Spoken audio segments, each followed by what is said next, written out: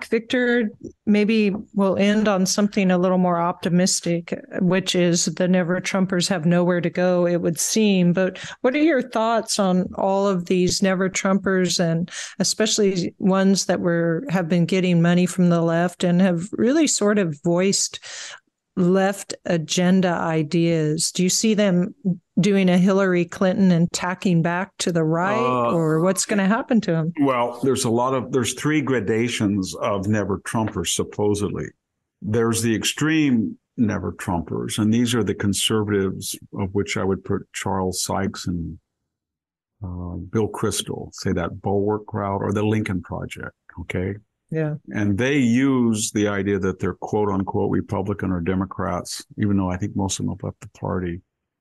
And they say that they said to the left, Pierre Amador and the big money guys on the left, hey, we can be really valuable, useful idiots because we have a lot of credibility because, you know, me, Bill Kristol and Charles, we were strong conservatives, Republicans, and we're going to turn on Trump. So if you give us $6 or $7 million a year or whatever he gave, and let us have a magazine and pay us, we'll just start trashing Trump, and that will help you get Biden elected. And we will say that he betrayed the principles of conservatism. But they're way beyond that now. So if you pick up the Bulwark, right, and I don't try not to read it, but if you pick it up, I mean, there's a tax on DeSantis. And so, I mean, DeSantis is about as conservative as you can get. He's not Trump. They're after MAGA. They're after MAGA then. Well, yeah, except they're going after everybody. They're going after McCarthy. So you have to ask yourself this. They've gone step one where they say what they said, well, we're only angry at Trump. He's destroyed, but we want real conservatives. Well, if you look at DeSantis's agendas, you can say that he's a little bit forceful about trying to stop critical race theory or whatever, but it's pretty much what a rock bed, whatever term we use, conservative is. And yet they're after him now. They're after him. So that first group is gone. I don't think they ever thought it was about Trump. I think they were not conservative ever. I think it was all where the money was from the very beginning, because you just don't change and flip like that. So now their position we're conservatives and we're going to make a lot of money because we have authenticity as the voices of reason in the Republican Party, and give us a bunch of left-wing money. And then they thought, oh, crap, what happens if Trump's gone? Because Joe Biden is a hardcore leftist. He's in the back pocket of socialists. And I mean, these people want abortion to the day you're born. These people want confiscatory taxes. These people want everything. I mean, they're socialists. We can't buy into that. We won't be credible as conservative. So maybe we can support, you'd think they would support DeSantis, but they don't. They're attacking DeSantis because their paymaster said, no, no, no, no, no. I think DeSantis is just as dangerous as Trump, or he might be the nominee. So turn your fire over DeSantis, puppy dog. Yes, master, we will do that. And that's what they're doing now. And they're leftist now is what I'm saying. And I think they're to the left of the old Democratic. They're to the left of Bill Clinton, if you read those people. So that's the first group. The second group is, these are people like the Dispatch, Steve Hayes, Jonah Goldberg, David French, Kevin Williamson, and they have had it with the Republican Party and the MAGA people and Donald Trump, but because given their entire lives have been so-called zealots for libertarian conservatism, they look at what the alternative is and they realize that their opposition to a DeSantis only empowers AOC, Elizabeth Warren, Bernie Sanders. And for them, even though they're getting left-wing money, that's a little hard to take.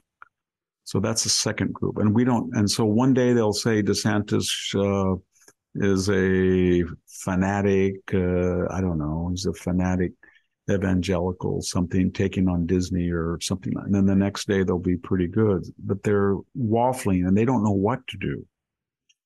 Because remember, all this is predicated on getting left-wing money because so you can be a useful idiot. And the Bill Kristol is happy. He's doing well.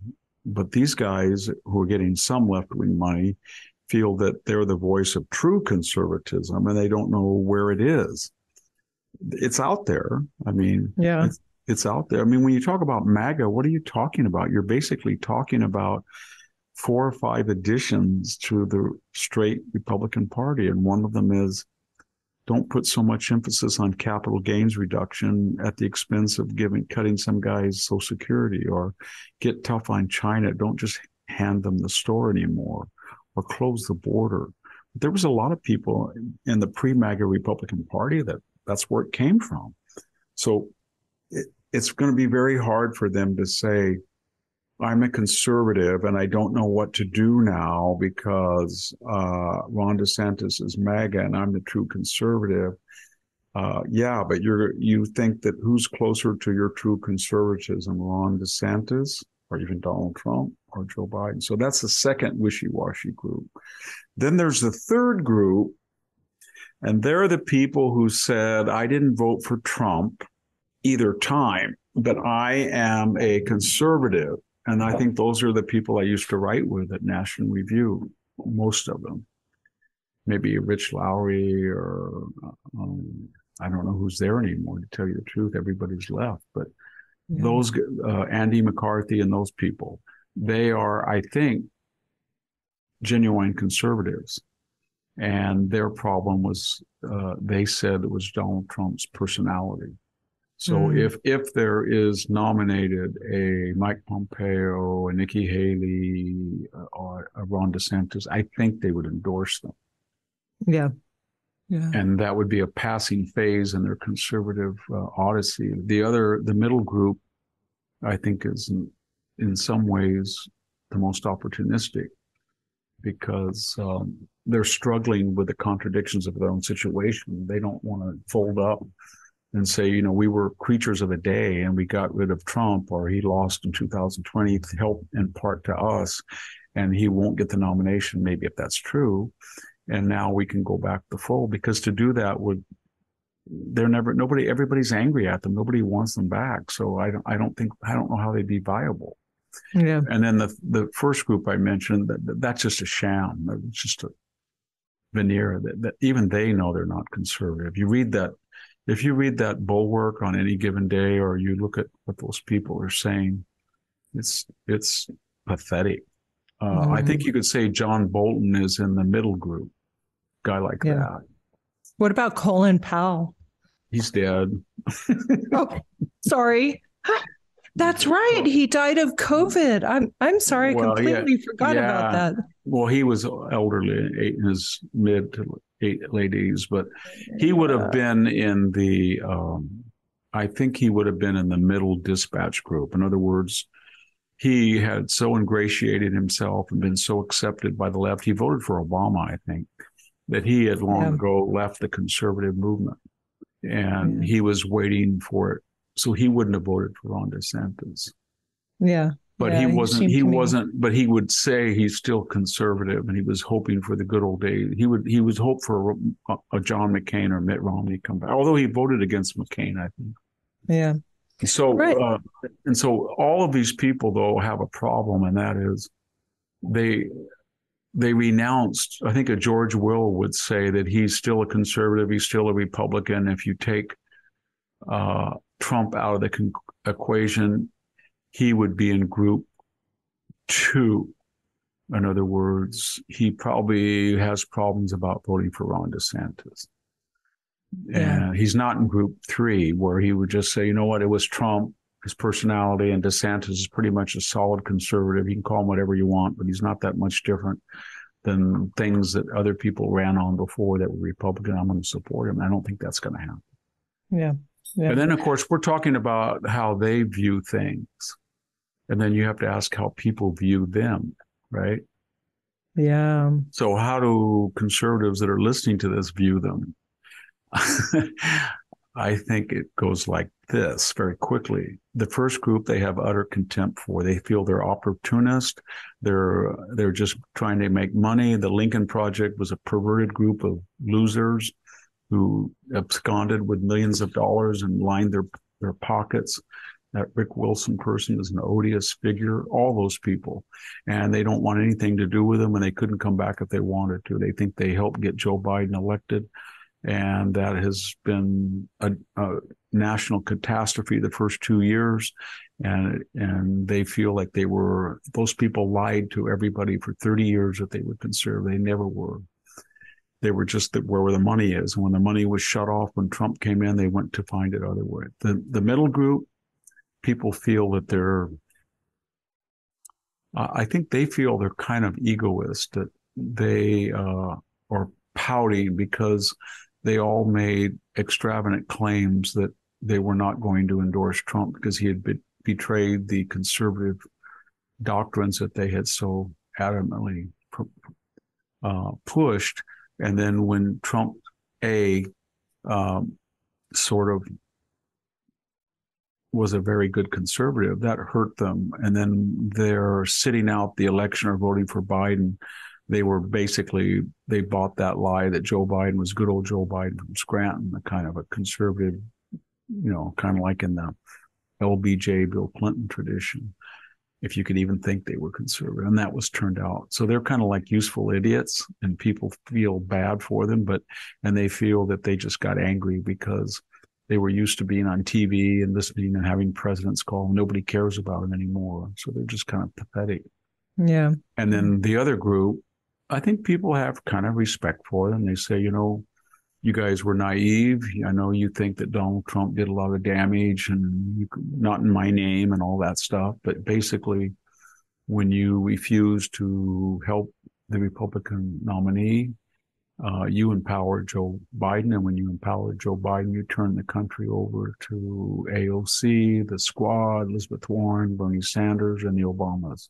Everything you told us that we should be aware of. So I'm trying to be dispassionate. I've been really attacked by the first group, the Bulwark, that wrote, as I said earlier, I think 2,500. Gabe Schoenfeld basically said I was an anti-Semitic Nazi. Writing the Trump book, which wasn't an endorsement of Trump. It was just an exegesis how he was elected and why he was. It was a convenient time in the country to have somebody like that cut through the crap and rebranded the Republican Party as a middle class party. But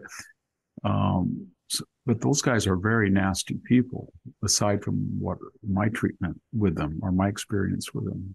Yeah. And I've had experience with all of them, and I can't disclose conversations I've had with them, but from personal contact with all of the first group, I feel they're opportunistic. All of them are. I've had some, if a lot of this stuff in groups 1 and 2 is personal disappointment and loss of lecture income, loss of attention, loss of media platforms, loss of speaking fees and stuff like that.